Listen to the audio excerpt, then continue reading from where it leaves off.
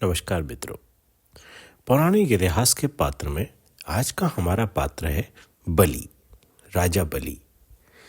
प्रहलाद के असुराधिपति बनते ही असुरों में दो दल हो गए। अनेक असुर यह सोचते थे कि इसका बचपन देवों के साथ बीता है और यह उनका पिट्ठू है। इस दल का नेता हिरण्याक्ष का पुत्र अंधक था। वह अपने को सिंहासन के लिए अधिक उपयुक्त समझता था। उसके अनुयायियों की कमी नहीं थी। एक दिन अंधक ने बगावत का झंडा बुलंद कर दिया। प्रहलाद को हराकर उसका राजपाट छीन लिया और उसे कारागार में डाल दिया। अंधक ने असुर शक्ति संगठित की और देवों पर आक्रमण किया। इंद्र प्रथम देव असुर संग्राम हार चुके थे। अब वह अकेले लड़कर पहले के समान हारना नहीं चाहते थे। उन्होंने गंधर्वों से सहायता मांगी। साथ ही सब मनु नगरों को बुलाने के लिए भी दूत भेजे। सारी मानव बस्तियां दक्ष प्रजापति के नेतृत्व में इंद्र की सहायता के लिए चल दी। नारद ने भी शिव के सब गणों को एकत्र किया।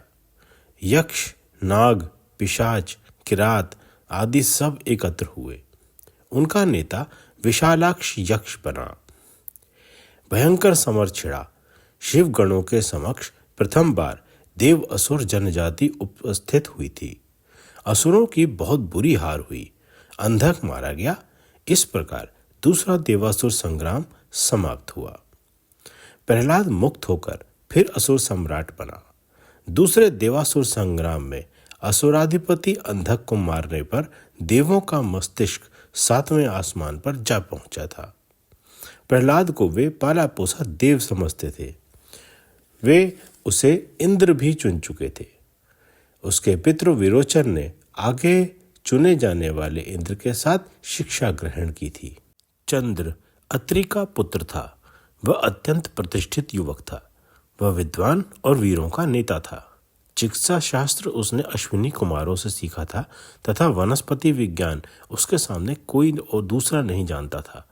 इन सब के अतिरिक्त वह इतना सुंदर और आकर्षक था कि उसके सामने सहसा इंद्र की भी छवि फीकी पड़ जाती थी, मानो आकाश का चंद्रमा पृथ्वी पर उतर आया हो। देवों का विचार था कि वर्तमान इंद्र के उपरांत वह इंद्र पद पर प्रतिष्ठित हो। बहुत दिनों से बाहर रहकर वह इधर उधर छिटके ऋषियों के आश्रमों में रहकर वनस्पति विज्ञान की शिक्षा पूर्ण कर रहा था और 2 वर्ष उपरांत अमरावती लौटा था।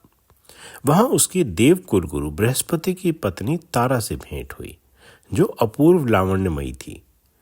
बृहस्पति अपने सूक्त पठन पाठन में लगे रहते थे।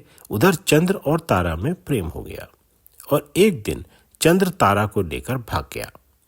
वह सीधा पश्चिम में असुर सम्राट विरोचन की शरण में गया। इंद्र ने चंद्र और तारा को वापस मांगा, लेकिन विरोचन ने इनकार कर दिया। वार्ता निष्फल होने पर देवासुर संग्राम आरंभ हो गया। इसका नाम तारकामय संग्राम विख्यात हुआ। देव कई स्थानों पर हारे, किंतु विरोचन युद्ध में मारा गया। इसके बाद उसका बेटा बलि सिंहासन पर बैठा। युद्ध चलते हुए काफी समय बीत गया था। इधर इंद्र ने अपनी कूटनीति आरंभ कर रखी थी। इंद्र के दूत बार बार चंद्र से मिल रहे थे और उसे समझा रहे थे कि यदि वह तारा को लेकर वापस लौट आए तो व्यर्थ का रक्तपात बंद हो जाएगा। शिव भी इंद्र की सहायता को आ गए। अनेक मृत्यु होंगी और सब तुम्हारे कारण। दूतों ने समझाया, तारा को बृहस्पति को लौटा दो, तुम्हारा मान पहले के समान रहेगा। चंद्र भी थक चुका था। उसको शरण देने वाले का स्वर्गवास हो चुका था। भाई बांधवों से अलग रहकर वह अपने को जीवन से कटा सा अनुभव कर रहा था। अंततः उसने तारा को लौटाना स्वीकार कर लिया।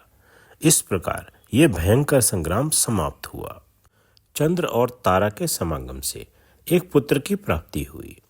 चंद्र को वह पुत्र रखने के लिए मिल गया और उसने उसका नाम बुध रखा। चंद्र ने हृदय का सारा प्रेम उड़ेल कर बुध का लालन पालन आरंभ किया। बुध चंद्र की कला के समान विकसित होने लगा। बड़ा होकर उसके नेतृत्व में दूसरी देव टोली मैदान में उतरी। तारकामय संग्राम में विरोचन के मरने के बाद उसका पुत्र बलि असुराधिपति बना। वह उस युग का महानतम सम्राट था। वह अत्यंत आदर्शवादी, सत्यशील और परमवीर था। असुर गुरु शुक्राचार्य ने विरोचन की हत्या का बदला चुकाने के लिए बलि को अमरावती पर आक्रमण करने की प्रेरणा दी।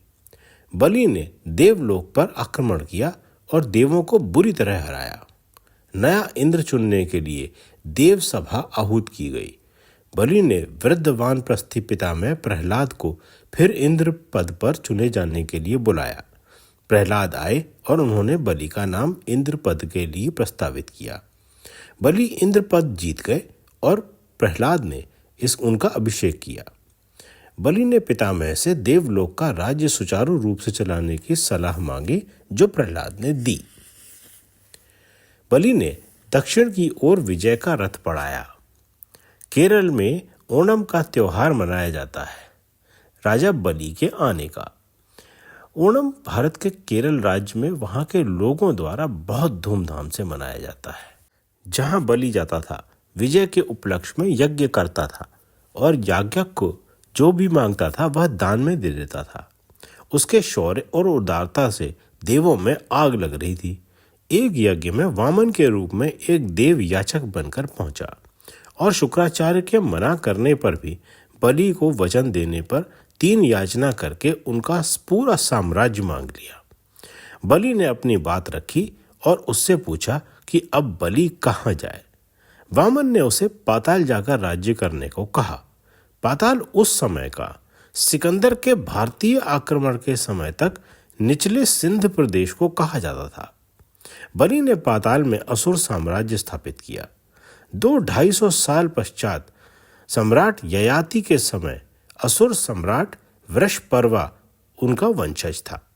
ययाति और शुक्राचार्य पुत्री देवयानी और वृषपर्वा पुत्री शर्मिष्ठा का आख्यान सब जानते हैं। इस सबसे संबंधित जानकारी आपको मत्स्य पुराण, ऋग्वेद, वायु पुराण, हरिवंश पुराण, भगवत पुराण और लिंग पुराण में मिल जाएगी।